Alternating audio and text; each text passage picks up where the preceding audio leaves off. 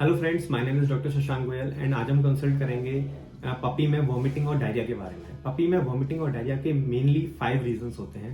First is over eating. कभी कभी गलती से रॉ चिकन, बॉइल्ड एग, मिठाई, घी, ये सारी चीजें या पपी का ही खुद का फूड पपी के सामने पड़ जाता है और वो उसे जरूरत से ज्यादा खा लेते हैं, ओवर ईटिंग कर लेते हैं, जिसकी वजह से गैस्ट्रिक अपसेट होता है, उनको स्टोमक ब्लॉटिंग होने लग जाती है। Second is indiscriminate eating. Indiscriminate eating का मतलब होता है कुछ भी ऐसी चीज खाना जो कि खाना नहीं है, यानी दैट्स नॉट फूड। तो पपीज में इनडिस्क्रिमिनेट ईटिंग क्यूरियोसिटी की वजह से होती है, यानी पपीज अपने आसपास के एनवायरनमेंट में सारी चीजों को अपने दांतों से चबाकर या अपने टंग से लिख करके ही एक्सप्लोर करते हैं कि ये क्या चीज है।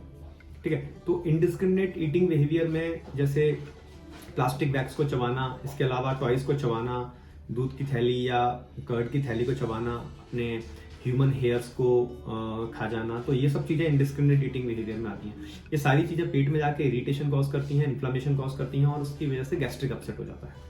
Third is sudden food change. जैसे मैंने आपको पहले भी एक्सप्लेन किया है कि पपीज में कभी भी फूड को सडनली चेंज नहीं करना चाहिए। जब भी आपको फूड चेंज करना है, ग्रेजुअल मिक्सिंग ट्रिक का यूज करिए, क्योंकि पपी का गैस्ट्रिक सिस्टम फूड के लिए बहुत ही ज्यादा सेंसिटिव होता है। जब भी आप कोई ब्रांड चेंज करते हैं या फूड का वेरिएंट चेंज करते हैं तो पपी का गैस्ट्रिक अपसेट बहुत कॉमनली हो जाता है। Fourth is gastric infection. Puppy में गैस्ट्रिक इन्फेक्शन के मेन रीजन होते हैं बैक्टीरिया, वायरस और वर्म्स। वर्म्स के बारे में मैंने ऑलरेडी एक्सप्लेन किया हुआ है कि वो कैसे ट्रांसमिट होते हैं, कैसे वर्म्स को हम ट्रीट कर सकते हैं, कैसे उनसे प्रिवेंशन कर सकते हैं। आप डिस्क्रिप्शन में लिंक है, वहां से देख सकते हैं। बैक्टीरिया और वायरस जो होते हैं बहुत ही टाइनी होते हैं, जिनको नेक्ड आई से हम देख नहीं सकते, तो वो किसी भी चीज में हो सकते हैं।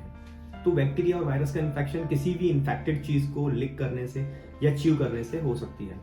तो इसका जो मेन सोर्स है, जैसे गमले की मिट्टी हो गया, वाइपर हो गया, या हमारे शूज हो गए, स्लीपर्स हो गए, या इन्होंने झाड़ू को लिक कर लिया या फ्लोर को लिक कर लिया, कोई गंदी चीज खा ली या डस्टबिन में मुंह मार लिया, किसी वजह से हो सकता है। इसका जो मेन और मेजर सोर्स है that's is our shoes and slippers, क्योंकि हम बाहर से आते हैं, हमारे शूज और स्लीपर्स पे कुछ भी इन्फेक्शन लग सकता है। किसी भी डॉग की शेट लग सकती है, किसी भी डॉग की प्यूक लग सकती है, हमें नहीं पता होता। वो डॉग आते हैं, एज ए रिगार्ड वो हमारे शूज और स्लीपर्स को लिक करने लग जाते हैं और फिर उनको इन्फेक्शन हो जाता है।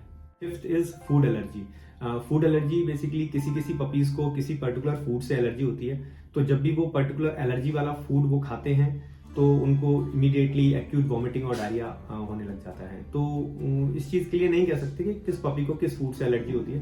तो अगर एलर्जी होती है तो वो इमीडिएटली वॉमिटिंग और डायरिया कर देते हैं। मेरे पास ऐसे बहुत सारे केसेस आते हैं जिसमें ओनर बोलता है कि भाई पपी को वॉमिटिंग हो गया, डायरिया हो गया। तो हम जब उनसे हिस्ट्री लेते हैं, क्वारीज लेते हैं, तो वो बोलते हैं कि हमने एक छोटा सा पीस मोमोज का दे दिया था, या हमने पिज्जा खिला दिया, हमने बर्गर खिला दिया, या हमने KFC का चिकन खिला दिया, या हमने अपने घर में जो हमने अपने लिए चिकन बनाया था उसमें से हमने एक पीस इसको दे दिया, या उसको बोन दे दी हमने, या बोन वाला पीस दे दिया।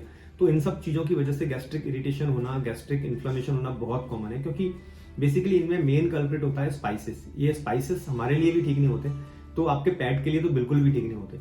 तो ये स्पाइसेस बहुत ही सीवियर गैस्ट्रिक इन्फ्लेमेशन कॉज कर देते हैं और आपके पपी का गैस्ट्रिक अपसेट हो जाता है।